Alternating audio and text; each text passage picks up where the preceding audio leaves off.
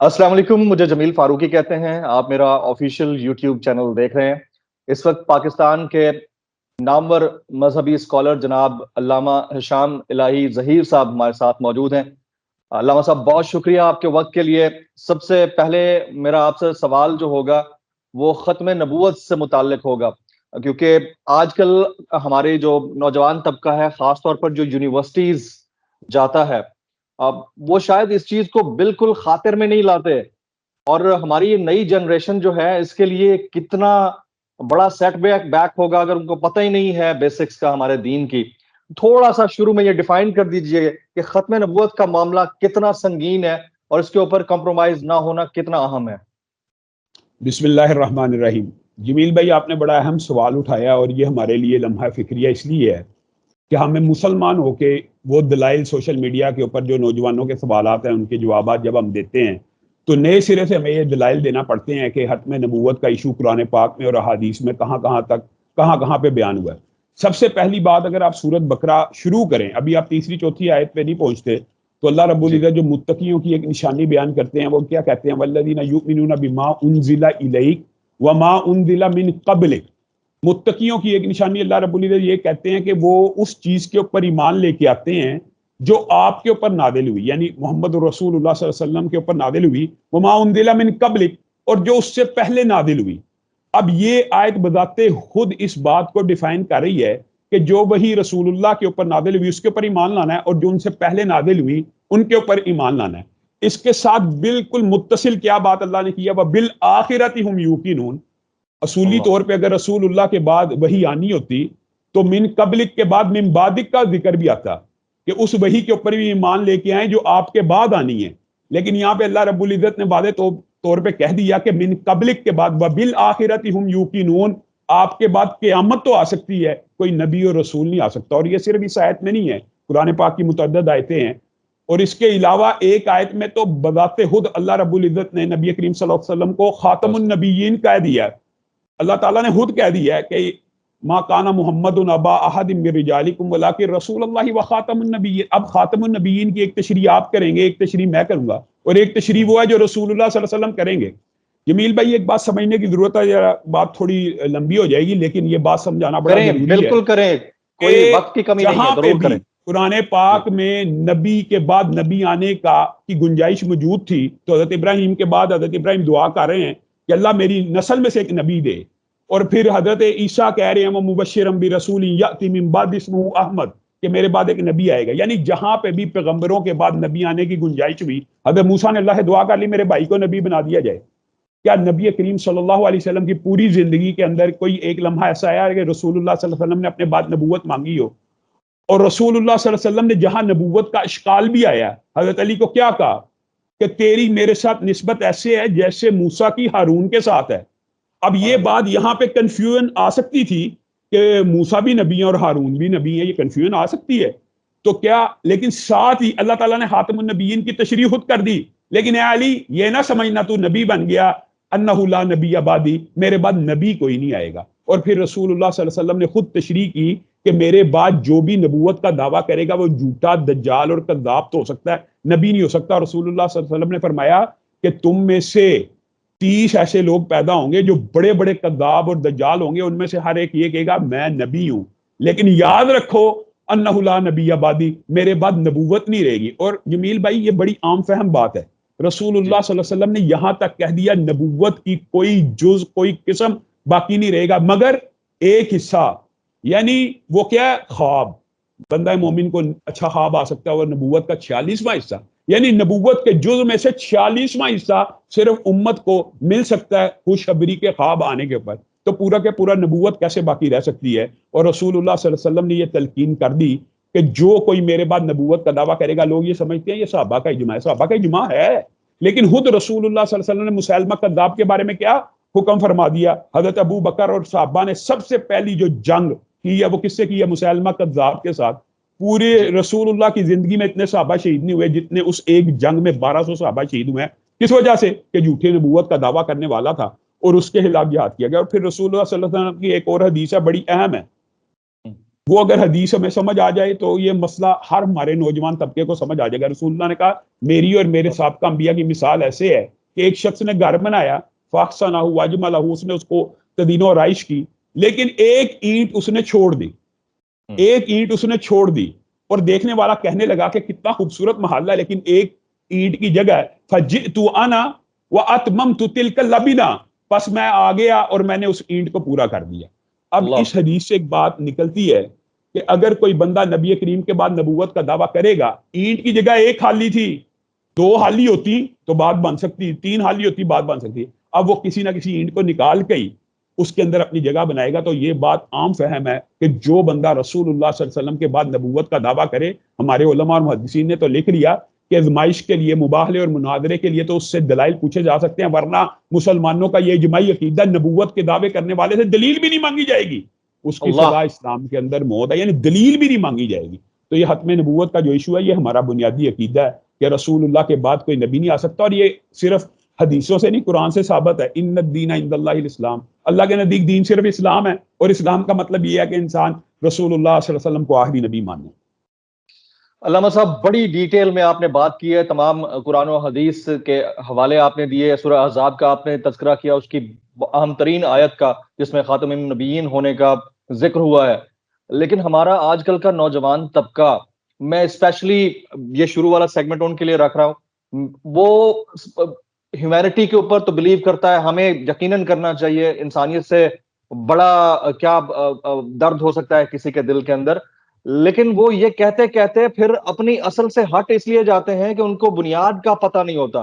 میں اس پوائنٹ کے اوپر آپ سے ایمفسائز کروانا چاہ رہا ہوں کہ کتنی بڑی یہ ریڈ لائن ہے. آپ یقین کریں کہ بچے جو ہے نا کہتے ہیں ہم تو ہیومن ہیں, ہمیں کیا فرق پڑتا ہے. یعنی میں بہت سارے ایسے لوگ جنہوں نے جھوٹے نبی ہونے کا دعویٰ کیا, ان کے پیروکار فرانس میں بیٹھے ہیں, دیگر جگہوں پہ بیٹھے ہیں, تو ان سے وہ سمپتھی, بلا وجہ سمپتھی شو کر رہے ہوتے ہیں.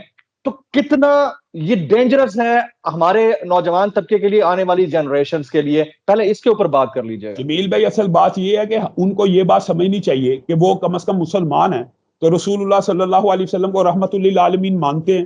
رسول اللہ صلی اللہ علیہ وسلم سے زیادہ مہذب انسان تاریخ انسانیت میں کوئی نہیں گزرا, یہ مسلمانوں کا عقیدہ ہے. اب رسول اللہ صلی اللہ علیہ وسلم ان 30 جھوٹوں کو کیا کہہ رہے ہیں؟ دجال, کذاب. اور آپ اردو جاننے والے ہیں اور عربی جاننے والے اس بات کو سمجھتے ہیں, دجال مبالغے کا صیغہ ہے, کذاب مبالغے کا صیغہ ہے. ایک ہوتا ہے کاذب, کاذب کا مطلب جھوٹا, کذاب بہت بڑا جھوٹا, اور اسی طرح دجال بہت بڑا شعبدہ باد, یا آپ اس کو کہہ لیں کہ دجالی عنصر اور دجالی فطرت اور ابلیسیت اپنے اندر لیا ہوا, جو خلاف حقیقت چیزوں کو ٹویسٹ کرتا ہے. تو رسول اللہ صلی اللہ علیہ وسلم خود اس کو دجال اور کذاب کہہ رہے ہیں. جب ہم مرزا غلام احمد قادیانی کو جھوٹا کذاب کہتے ہیں, تو جیسے آپ نے کہا وہ نوجوان کہتے ہیں یار ان کا نبی ہے, وہ اس کو نبی مانتے ہیں, آپ اس کو کذاب کہتے ہو, دجال کہتے ہو. یہ ایک ریڈ لائن ہے, کیونکہ یہ رسول اللہ صلی اللہ علیہ وسلم کی سنت ہے کہ نبوت کا دعویٰ جو کرے گا. اچھا مجھے بتائیں, مسلمہ کو کیا کہا گیا ہے رسول اللہ کے دور میں؟ مسلمہ کذاب. تو پھر بات یعنی مسلمہ کذاب, رسول اللہ کی یہ سنت ہے. تو جو بھی نبوت کا دعویٰ کرے اس کے ساتھ سمپتی رکھنا, یہ بھی خلاف اسلام ہے. اس کا ایک ہی اصول ہے شریعت میں, حقیقت میں اسلامی شریعت میں تو اس کی سزا موت ہی ہے. لیکن یہ موت کی سزا میں نے اور آپ نے نہیں دینی, یہ ریاست اسلامیہ کا کام ہوتا ہے. یہ ایک الگ ڈیبیٹ ہے, یہ ہم مانتے ہیں.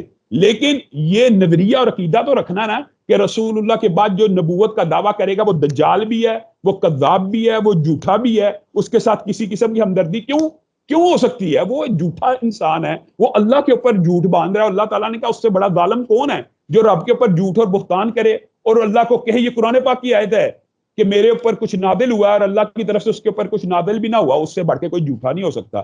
رسول اللہ کے بارے میں جو بندہ یہ کہتا ہے نا رسول اللہ نے یہ فرمایا اور رسول اللہ نے نہ فرمایا ہو, تو اس کی وعید یہ ہے کہ وہ اپنا ٹھکانہ جہنم بنا لے. تو جو بندہ اللہ کے اوپر جھوٹ بولے کہ میرے اوپر وحی آئی ہے, مجھے بلکہ برطانیہ کے, آپ جانتے ہیں غلام احمد قادیانی نے کس کس قسم کی اللہ سرائی کی ہے. اس نے کہا میں نے اتنی جہاد کے خلاف کتابیں لکھی ہیں ایک الماری بھر جائے, اور اس نے ایسی گستاخی کی ہے معاذ اللہ. اس نے کہا یورپ کے اندر یہ جو برائیاں ہیں یہ معاذ اللہ اس لیے ہیں کہ عیسیٰ شراب نوش تھے. تو میں عیسائیوں سے بھی ایک سوال پوچھتا ہوں کہ جو بندہ آپ کے نبی کا گستاخ ہے, آپ کو تو چاہیے تھا آپ مسلمان امت کے ساتھ اتحاد کریں. کیوں؟ ہم حضرت عیسیٰ کو مانتے ہیں, ہم عیسیٰ کو نبی مانتے ہیں. وہ دجال و کذاب عیسیٰ کے بارے میں بھی گستاخی رکھتا ہے اور آپ اس کو پناہ دیتے ہیں. تو یہ تو اہل کتاب کو بھی اور عیسائیوں کو بھی سوچنا چاہیے کہ وہ ایک گستاخ کو تو پناہ دیتے ہیں، اور مسلمان جب اس کے خلاف کوئی تحریک چلاتے ہیں ملک کے اندر تو وہ کہتے ہیں یہ جی ان کو کافر قرار دیتے ہیں. آپ کو یاد ہوگا عبدالشکور قادیانی کو بالکل ٹرمپ کے سر کے اوپر کھڑا کیا گیا اور وہ کہتا کہ پاکستان کے مسلمان مجھے کافر کہتے ہیں. وہ آپ کے عیسیٰ کے بارے میں کیا کہتا ہے، آپ صرف اگر یہی پڑھ لیں تو آپ حیران رہ جائیں. Absolutely right. اچھا اب میں ذرا نیکسٹ سٹیپ کی طرف چلتا ہوں. آپ نے گستاخ کا لفظ استعمال کیا. جو لوگ گستاخانہ خاکے بناتے ہیں معاذ اللہ، ان کا انجام ہم نے اپنی آنکھوں سے دیکھا ہے. اب میں یہ آپ سے اس کی تھوڑا سا ہسٹری کی طرف جاؤں گا. جس نے بھی یہ حرکت کی ہے، یعنی گستاخانہ خاکے بنانے کے حوالے سے بات ہو یا جس نے جھوٹی نبوت کا دعویٰ کیا ہے، اس کا انجام تاریخ سے ثابت ہے.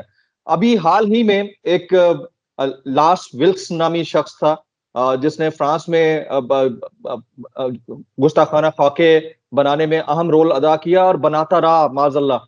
تو اس کا انجام یہ ہوا کہ وہ جل کر جہنم واصل ہوا ہے. تو آپ ذرا اس کی تھوڑا سا ہسٹری کے اوپر آئیں کہ جس نے ہمارے نبی پاک صلی اللہ علیہ وسلم کی ناموس پر حملہ کرنے کی کوشش کی ہے، اس کا انجام کیا ہوا؟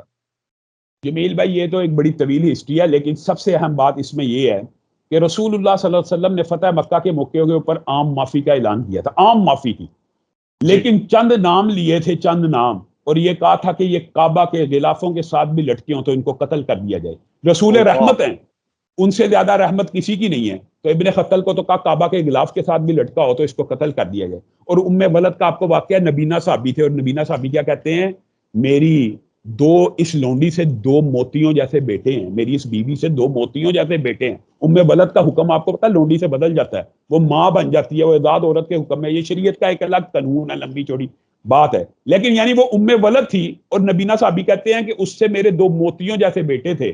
لیکن اس نے رسول اللہ صلی اللہ علیہ وسلم کی جب اہانت کی تو میں نے اس کے سینے کے اندر خنجر کو گھسایا، اور صبح رسول اللہ صلی اللہ علیہ وسلم کی بارگاہ میں حاضر ہوا تو رسول اللہ نے کہا اس کا خون ضائع چلا گیا.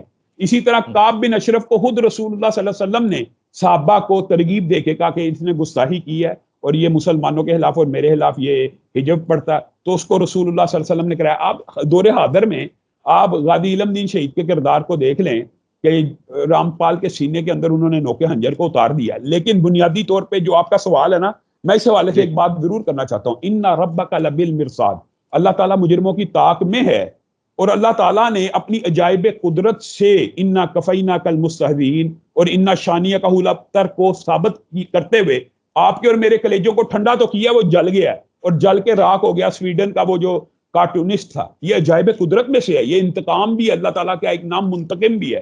لیکن جمیل بھائی یہ کوئی ہم نے کردار ادا نہیں کیا، امت نے جو امت کی ذمہ داری تھی وہ کردار ادا نہیں کیا. یہ تو اللہ تعالیٰ نے اس کو عذاب دے دیا. اور ابن کثیر نے خود لکھا ہے کہ میں نے مشاہدہ کیا کہ ایک عیسائی بندہ بار بار رسول اللہ کی گستاخی کرتا تھا، اس کے اپنے ہی کتے نے رسی توڑا کے اس کے گردن کے اوپر کاٹا اور اس کا خون بہا دیا. یعنی اللہ تعالیٰ عجائب قدرت سے مسلمانوں کے دلوں کو کلیجوں کو ٹھنڈا کرتا ہے، اور کافروں کو، اور جو انا کفیناک المستہزئین، اللہ کا یہ وعدہ ہے کہ ہم آپ کے طرف سے کافی ہیں استہزاء اڑانے والوں کے لیے. لیکن یہ ذمہ داری جمیل بھائی امت کی ہے. امام مالک نے کہا اس امت کو زندہ رہنے کا حق باقی نہیں ہے کہ جس کے نبی کی توہین ہو. دیکھیں امت نبی کی وجہ سے ہوتی ہے، اور امتی ہوتے ہی نبی کا کلمہ گو ہے، تو اس امت کو باقی رہنے کا بھی حق نہیں اگر نبی کی توہین ہو اور اس کے گستاخ آزاد پھر رہے ہوں. ہمارا کردار کیا ہے؟ ہم نے یہ دیکھنا ہے ہم اپنے کردار کو ادا کرنے میں مکمل طور پہ ناکام ہے. بات کچھ طلح ہے، لیکن کئی جو پیٹنٹ اعترافی مجرم تھے پاکستان نے ان کو بھی رہا کیا، اور پاکستان کے بعد حکمرانوں نے ان کی رہائی کا کریڈٹ بھی لیا. یہ دکھ اور افسوس کی بات ہے. گویا ہم نام کے مسلمان تو ہیں، لیکن ہمارے اوپر جو لائبلٹی ہے، جو ڈیوٹی ہے کہ گستاخ، اور یہ بات بھی سمجھنے کی ضرورت ہے. لوگ یہ سمجھتے ہیں کہ یہ ایک مذہبی طبقے کا نعرہ تھا، جوشیلا تھا، یہ ایک فقہی قاعدہ ہے، من سب نبی فاقتلوہ، جو کسی نبی کو، یہ صرف رسول اللہ صلی اللہ علیہ وسلم کی شان تو نبیوں سے بہت بلند ہے، سب سے اعلیٰ نبی ہیں، لیکن جو کسی بھی نبی کی گستاخی کرے اس کی سزا سر کو تن سے جدا کرنا ہے. یہ ایک فقہی قاعدہ ہے، یہ اسلام اور شریعت کا ایک اصول ہے جو شریعت نے ہمیں دے دیا. ہم کیا اس اصول کے اوپر پورا اترے ہیں؟ ہرگز نہیں اترے. یہ بات نوجوان کئی مرتبہ جیسے غازی علم دین شہید ہو گئے، اور اس طرح کی ہماری تاریخ کے اندر واقعات موجود ہیں. انہوں نے جذبہ ایمانی کے ساتھ کیا. اگرچہ آج بھی ہم یہ کہتے ہیں کہ یہ حکمرانوں کا کردار ہے, اسلامی ریاست کو چاہیے کہ وہ قرار واقعی سزا دے. یہاں پہ ایک سوال ضرور بنتا ہے, جمیل بھائی 70 برس ہو گئے ہیں, کیا کسی نے پاکستان میں کبھی توہین رسالت نہیں کی؟ ایک نے بھی نہیں کی. یعنی ایک مجرم آپ ایسا دکھا دے جس کو پھانسی ملی ہو, تو جب پھر پھانسی نہیں ملی ہوتی تو مذہبی لوگ پھر یہ کہنے پہ مجبور ہوتے ہیں کہ اس کے اندر بہت زیادہ جانبداری اور مغرب کا پریشر محسوس کیا جاتا ہے, اور ہم یہ کردار سے ایمانوں میں ادا کرنے میں ناکام رہے ہیں, اگرچہ اللہ رب العزت نے آپ کا بھی اور میرا بھی کلیجہ ٹھنڈا ضرور کیا. بے شک. اچھا, اب میں بڑا امپورٹنٹ سوال کرنے جا رہا ہوں. جس طرح آپ نے ابھی تذکرہ کیا کہ یہ کسی ایک طبقے, کسی ایک گروہ کی ذمہ داری نہیں ہے, یہ امت مسلمہ کا معاملہ ہے. تو جس طرح آپ فرما رہے ہیں کہ ہمارے ہاں کچھ لوگوں کو ریلیز کیا جاتا ہے, اس کا کریڈٹ لیا جاتا ہے, ہمارے ہاں کچھ لوگوں کو پابند سلاسل بھی کیا جاتا ہے اور ان کے اوپر الزامات بھی لگائے جاتے ہیں. میں ایگزامپل دے دیتا ہوں علامہ سعد حسین رضوی صاحب کی اور ان کے خانوادے کی, اور وہ ایک جماعت کے امیر ہیں. اس کے باوجود کہ وہ الیکشن میں حصہ لیتے ہیں, الیکشن کمیشن کی جانب سے ان کے لوگوں کو ابھی تک ان اتھینٹیکیٹ نہیں کیا گیا, لیکن اس کے باوجود وہ حصہ لیتے ہیں. تو اسی طرح سے کیا یہ جو لبیک یا رسول اللہ کا نعرہ ہے, یہ کسی ایک جماعت کا ہے یا امت واحد کا نعرہ ہے علامہ صاحب؟ جمیل بھائی, اصل بات یہ ہے کہ بنیادی طور پہ جو ان کا مطالبہ تھا کہ فرانس کے سفیر کو ملک بدر کیا جائے, آپ بھی طالب علم ہیں جرنلزم کے, میں بھی میس کمیونیکیشن کا طالب علم رہا ہوں, آپ بتائیں کیا پوری دنیا میں ایک مسلمہ ضابطہ نہیں ہے کہ سفیر بدر کر دیا جائے؟ احتجاج کا ایک مسلمہ ضابطہ مانا جاتا ہے. اس میں کوئی قیامت نہیں تھی آ جانی یا کوئی انہونی نہیں ہے. آپ نے 20 مرتبہ انڈیا کے سفیر کو مراسلہ تھما کے ملک بدر کیا ہوا ہے. اگر آپ ایک مرتبہ فرانس کے سفیر کو ملک بدر کر لیتے, اور آپ نے جب معاہدہ کیا, آپ نے ایک جماعت کے ساتھ یا تو معاہدہ نہ کرتے, معاہدہ کر لیا فرانسیسی سفیر کو ملک بدر کیا جائے گا, اور یہ اکیلا تحریک لبیک کا مطالبہ نہیں, یہ پورے پاکستان کے مسلمانوں کی بات تھی کہ ٹھیک ہے یار کچھ تو احتجاج ہو, مراسلہ تھما کے وہ چلا جائے, نیا آ جاتا ہے, اس کی جگہ کوئی اور آ جاتے ہیں.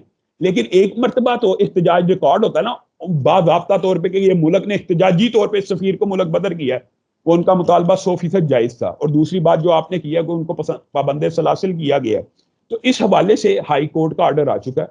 اگر آپ ملک کے اندر قانون اور آئین کو بالادست مانتے ہیں تو آپ ہائی کورٹ کی جو ڈائریکشن ہے اس کو مان لیں, یا تو آپ ملک کے آئین اور قانون کو نہ ماننے والے ہوں اور آپ کہیں کہ ٹھیک ہے ایگزیکٹو آرڈر ہی سپر ہمیشہ اس کو جو ہے نچلے یعنی قانونی اور آئین اور مقننہ کے جتنے اداروں کو اس کو سپرسیڈ کرے گا ایگزیکٹو آرڈر, پھر تو آپ ملک میں نیا لا بنا دیں. جب عدالتیں اس بات کے اوپر کہہ رہی ہیں کہ آپ نے ان کو غیر قانونی نظر بند کیا ہوا ہے, تو آپ کو اس بارے میں غور کرنا چاہیے. آپ کتنی دیر ایگزیکٹو آرڈر کا سہارا لیں گے, کتنی دیر ایگزیکٹو آرڈر کے پیچھے چھپتے رہیں گے؟ بالآخر ان کو چھوڑنا پڑے گا, اور میں یہ سمجھتا ہوں کہ ان کو چھوڑ دینا چاہیے. اگر عدالتیں ان کو بری کر رہی ہیں تو آپ کو کیا اعتراض ہے؟ آپ کا یہی تو مقدمہ رہا ہے حافظ سعید کے مرتبہ بھی کہ عدالتوں نے ان کو بری کیا. آپ انڈیا کے سامنے ہمیشہ یہ مقدمہ پیش کرتے رہے کہ ان کے اوپر کوئی ایلیگیشن ثابت نہیں ہو سکا, عدالتوں نے فیصلہ کیا. تو اس بارے کے اندر بھی آپ عدالتوں کی رائے کو اہمیت دیں, اور ان کو اگر عدالتیں بے گناہ سمجھتی ہیں, جتنے بھی واقعات ہوئے ان میں بے گناہ سمجھتی ہیں, آپ ان کو رہا کریں. میں آپ کے ایک ایونٹ میں پارٹیسپیشن شاید آپ کی تھی یا علامہ ابتسام الہی ظہیر صاحب کی تھی, یہ ایک دن پہلے کا ایونٹ ہے, اس میں نعرے سن رہا تھا کہ علامہ صاحب قدم بڑھاؤ ہم تمہارے ساتھ ہیں. وہ مجھے اس کی بتائیں گے وہ آپ سے متعلق نعرے تھے یا کسی اور سے متعلق تھے؟ نہیں, وہ اصل بات یہ ہے کہ وہ ظاہر ہے جب جلسوں پہ جاتے ہیں تو وہ یہی کہتے ہیں علامہ صاحب قدم بڑھاؤ, تو وہ ہمارے بھائیوں نے یہ سمجھا کہ وہ یہ کہہ رہے ہیں علامہ سعد قدم بڑھاؤ, تو یہ کنفیوژن تھوڑی سی پیدا ہو گئی ہے. لیکن اصل بات یہ ہے جو ان کی بات ہے فرانسیسی سفیر کو بدر کرنے والی, ہم ساری دینی جماعتیں اس میں ایک آواز رکھتی ہیں کہ فرانسیسی سفیر کو بدر کرنا یہ جائز مطالبہ ہے. جمیل بھائی, اس میں کوئی قیامت خیز بات نہیں ہے, یہ ایک احتجاج کا مسلمہ ضابطہ پوری دنیا میں سمجھا جاتا ہے سفیر کو بدر کرنا. سفیر کو بدر کرنے سے مراد یہ نہیں ہوتی آپ کے سفارتی تعلقات ختم ہو گئے ہیں. اصولی طور پہ تو آپ کو سفارتی تعلقات بھی منقطع کرنے چاہیے, لیکن آپ سفیر بدر کرنے کے اوپر تیار نہیں. جب آپ کسی جماعت کے ساتھ ایک معاہدہ کر لیتے ہیں اس کو اون کرنا چاہیے. تو آپ کی نظر میں سفیر کو بدر کر دینا چاہیے تھا خان صاحب کی گورنمنٹ کو, اتنا تردد نہیں کرنا چاہیے. یہ کوئی تردد کی بات ہی نہیں تھی, یہ اس کو مس ہینڈلنگ کہتے ہیں, یہ انہوں نے مس ہینڈل کیا واقعہ. ایبسلیوٹلی. اچھا, اب ایک سوال رہ گئے ہیں بڑے امپورٹنٹ ہیں. ایک تو ہمارے ہاں اگر کسی مدرسے کے عالم کسی بدفعلی کے واقعے میں ملوث پائے جاتے ہیں, اور آپ کو شاید یاد ہے یا نہیں ہے, وہ جو مفتی عبدالعزیز صاحب کی ان کی جو ویڈیو آئی تھی, آئی واز دا جرنلسٹ جس نے وہ ویڈیو جاری کی تھی, میرے پاس آئی تھی وہ خبر, سب سے پہلے میں نے ٹویٹ کیا تھا, اور شاید آپ نے واٹر مارک بھی دیکھا ہوگا, میرا ہی نام اس کے اوپر لکھا ہوا تھا. انٹرنیشنل ہیڈ لائن بنی. غلط کام چاہے مدرسے کے اندر ہو رہا ہو, اسکول میں یا یونیورسٹی کے اندر ہو رہا ہو, وہ غلط ہی ہوتا ہے. اس کے اوپر فوجداری قوانین ہیں, قانون اپنا عمل دکھائے اور اس کے اوپر کاروائی ہونی چاہیے. اس حد تک تو ہم مانتے ہیں. لیکن یہ ہمارا طبقہ کس طرح کا طبقہ ہے کہ اگر ایک سابق گورنر کی ویڈیو آتی ہے تو ہم اتنے کوئی بے شرم اور ناہنجار قسم کی قوم ہے کہ ہم ان کو ٹیلی ویژن پر بٹھا کر ان کا ورژن لے رہے ہوتے ہیں. اور ہمارا طبقہ کتنا بے شرم ہے کہ پچھلے 70 سال کی تحقیقات ہوئی ہیں کیتھولک پادریوں کے حوالے سے فرانس کے اندر, اور 250 صفحوں پر مبنی ایک رپورٹ سامنے آئی ہے, اور تقریباً 2,16,000 بچوں کے ساتھ جنسی بدفعلی ہوئی ہے. اور اگر کیتھولک ٹیچرز کو ملایا جائے تو تقریباً 3,30,000 بچوں کے ساتھ 70 سال کے دوران زیادتی ہوئی ہے. اور وہ جو بچے تھے بزرگ ہو چکے ہیں, دادا بن چکے ہیں, گرینڈ فادرز بن چکے ہیں, لیکن وہ کنفیس کر رہے ہیں. اس کے اوپر ہمارا طبقہ خاموش ہے, کوئی جواب نہیں, کوئی سوال نہیں ہے. خاص طور پر لبرل طبقے کی میں بات کر رہا ہوں. یہ ڈبل سٹینڈرڈز کیسے ڈبل سٹینڈرڈز ہیں علامہ صاحب؟ جمیل بھائی, سب سے پہلے تو میں آپ کو خراج تحسین یہ پیش کرتا ہوں, آپ نے جب مفتی عبدالعزیز کی ویڈیو کو لیک کیا تو شاید پاکستان میں پہلا وہ شخص تھا جس نے کہا تھا کہ مدرسے کے اندر بیٹھا ہوا مولوی بھی اگر بدفعلی کرے تو وہ صرف بدفعلی کا مجرم نہیں بلکہ توہین مساجد کا بھی, اور توہین مدارس کا بھی, اور شاعر اللہ کی توہین کا بھی مرتکب ہے. اور آپ نے وہ درست نشاندہی کی. قطع کلامی کی معذرت میں یہاں پر یہ بھی ایڈ کر دوں کہ شاید میں بھی پہلا جرنلسٹ تھا جس نے سب سے پہلے آپ کی اس ویڈیو کلپ کو ٹویٹ دیا تھا, جس کے بعد ہم کنیکٹ ہوئے ہیں ٹویٹر کے اوپر. بالکل بالکل. تو جمیل بھائی, اصل بات یہ ہے کہ آپ نے وہ جو ویڈیو پیش کی تھی اس کے اندر جو معاملہ ہو رہا تھا وہ بھی معاملہ کنسنٹ کے ساتھ تھا. ایک بات میں یہ نشاندہی کرنا چاہتا ہوں, آپ نے وہ ٹویٹ کیا, سارے مذہبی طبقے نے آپ کا ساتھ دیا, اور وہ بندہ گرفتار ہوا, اس کو سزا ملی, وہ جیل میں جو بھی عدالتی پروسیس میں چلا گیا. سیم اسی نوعیت کی آپ نے بھی سوال کیا ویڈیو آئی ہے سابقہ گورنر کی. جی, آپ کو ایک بات کا پتا ہے, اسلامی شریعت کے اندر ایک مدرسے کے مولوی کا اور ایک گورنر کے سٹیٹس کا کتنا فرق ہے. گورنر ایک ریاست کا ریپرزینٹیٹیو, زمین آسمان کا فرق ہے. آپ سمجھ گئے ہیں جس بات کی طرف میں اشارہ کر رہا ہوں. ایک قاضی کا سٹیٹس بھی مولوی سے بلند ہوتا ہے, اور ایک ریاست کے گورنر کا جو سٹیٹس ہے جب اس کی ایسی ویڈیو آ جائیں, ایک ہوتا ہے جمیل بھائی, ایک ہوتا ہے سری گناہ, خفیہ گناہ. خفیہ گناہ جب تک خفیہ رہے اگرچہ گناہ ہی ہے, اس کی سنگینی اعلانیہ کے برابر نہیں ہوتی. اور جب وہ سری گناہ اعلانیہ میں کنورٹ ہو جائے تو پھر اگر اس اعلانیہ جرم کی سزا نہ دی جائے تو معاشرے کے اقدار باقی نہیں رہتے. جس طرح مفتی عبدالعزیز کے خلاف کیس ہوا, اس طرح اس سابقہ گورنر کے خلاف کیس ہونا چاہیے, قطع نظر وہ کس پارٹی سے ہے. گورنر ہے, اسٹیٹ کا ریپرزینٹیٹیو ہے. آپ مجھے بتائیں امریکہ کی ریاست بھی ہو, امریکہ کی جہاں سے یہ ہم نے گندا کلچر امپورٹ کیا ہے, فرانس کی ہو, یورپ کی ہو, آپ کو پتا ہے جب وہ بھی ہیڈ آف دی اسٹیٹ یا گورنر ہوتے ہیں ان کی عوام اتنی اخلاقی, یعنی اس کو وہ اخلاقی برائیاں اتنی نہیں سمجھتے, پھر بھی وہ اپنے ہیڈ آف دی اسٹیٹ سے یہ تقاضا کرتے ہیں کہ وہ اس عمل میں مبتلا نہ ہو. امپیچمنٹ ہوتی ہے. آپ کو کلنٹن کا واقعہ یاد ہوگا, کلنٹن کے واقعے کے اوپر پوری امریکی قوم نے احتجاج کیا کہ اس نے پریزیڈنٹ آفس کو اس طرح کیوں یوز کیا, ہمارے گورنر ہاؤس کو اس کام کے لیے استعمال کیا گیا, کیا ریاست کے نام کے پر یہ دھبا نہیں ہے, کیا اس کو قراربا کی سزا نہیں دینی چاہیے. یقین مانیے ایک دکھ کی بات اور میں کہنا چاہتا ہوں, جو لبرل مافیا کے آپ نے بات کی ہے نا, حیران کن بات ہے جمیل بھائی. ٹھیک ہے, مانتے ہیں کہ زنا بالجبر کی سنگینی بہت زیادہ ہے, لیکن زنا بالرضا بھی اگر اعلانیہ ہو جائے اس کی سنگینی کم نہیں ہوتی. کلمہ کو مسلمان کے نزدیک تو زنا ہی ہے نا, اگرچہ زنا بالجبر سے کم درجہ ہے, لیکن زنا بالرضا کی سزا بھی تو اسلام میں ہے نا, پاکستان کے آئین میں بھی ہے. تو اس گورنر کو کیوں نہیں دی جا رہی؟ آپ نے درست نشاندہی کی ہے, یہ ہمارے لبرل مافیا کو عجیب قسم کی بیماری ہے. مولوی کوئی بھی جرم کر دے تو اس کو اٹھا کے پرموٹ کر دیا جاتا ہے, اور سیاستدان. اور اچھا ایک اور بات کہہ دوں, پھر یہ بھی بات, آپ نے تو چلو سیاستدان کی بات کی ہے, آپ کے ہم شکر گزار ہیں, آپ نے درست, یہ آپ نے اسلامی قوانین کی بات کی ہے کہ اس گورنر کو بھی سزا ہونی چاہیے. لیکن اگر جمیل بھائی کوئی سیلیبریٹی ہو, یعنی شوبز سے تعلق رکھنے والے کی ایسی ویڈیو آئے, کوئی بات اٹھائے گا؟ شاید مولوی بھی نہ اٹھائے کہ یہ تو اس کا کام ہی ہے. یعنی وہ یہ کہتے ہیں, وہ کہتے ہیں یہ پرائیویٹ معاملہ ہے. یہ پرائیویٹ معاملہ نہیں. جب گناہ اعلانیہ ہو جائیں تو معاشرے کے اندر معاشرتی اقدار کو بحال کرنے کے لیے ان سب لوگوں کو سزائیں دینی. آپ کے سوال کا جو تیسرا حصہ ہے, آج وہ لمحہ فکری ہے فرانس کے اندر. آپ نے کہا 1950 سے لے کے, آپ نے رپورٹ بھی مجھے کچھ دیر پہلے سینڈ کی, میں حیران رہ گیا. یعنی 2000 تک 1950 سے نہیں 2000 تک, 20 تک کا بھی ڈیٹا نہیں ہے, 1950 سے لے کے 2000 تک 50 सालों में 2,16,000 बच्चों के साथ रेप हुआ। एक दिन में जमील भाई तकरीबन 30 की औसत बनती है।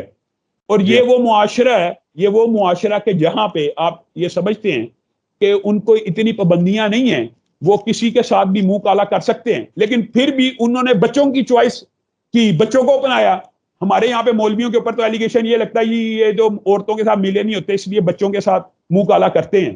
तो वहां फ्रांस के ऊपर आप देख लें, ये कैथोलिक चर्च का, और ये अभी सिर्फ पादरियों की बात है, अगर आप नन्स का डाटा उठाएं और मुख्तलिफ डाटे उठाएं तो आपको पता लग जाएगा कि अल्लाह के फजलो करम से ये मुआशरे जितने भी हम समझते हैं बुरे हैं, यहाँ पे अखलाकी इकदार उतनी पमाल नहीं है। पूरी दुनिया के अंदर टॉप 10 के अंदर आप जमील भाई आज सर्वे कर लें, सबसे ज्यादा रेप जिन 10 मुल्कों में होंगे, अल्लाह के फजल से उसमें इस्लामी ममालिक नहीं होंगे।